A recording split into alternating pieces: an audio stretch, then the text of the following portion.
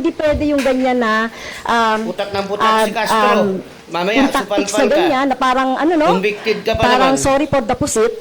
Na kapag nasusukol na ang pusit ay nagaano ng maitim na tinta. So ayaw natin ng ganun, Madam Chair, kasi yung atin namang pinag-uusapan dito ay budget.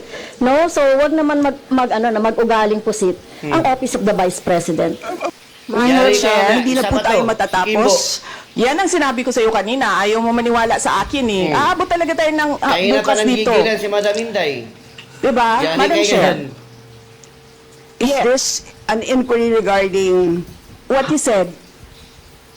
yes, and Yes, please ma'am. I remind also our Yes, ma'am. resource persons to please act in a respectful manner. Pasensya na po, hindi po kasama sa poder ninyo ang pagpa-fire ng presiding officer ng hearing na to. So Yes, yes, you may So proceed if po. you allow members of the House of Representatives lines like what you just said, like pusit, Ayan na.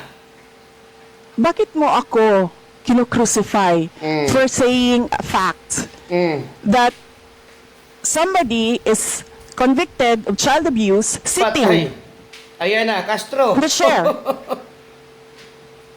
Asan yung Pusit? pusit-pusit mo, And Castro? I cannot fire chair, the Kaya ka presiding ngayon. chair. So bakit? Yes, we Bakit napaka one-sided Lumalaban ito, ang ma'am? isa yan. Dahil ba madami Ibibisa kayo dyan na sa ba? kabila at nag-iisa ako dito?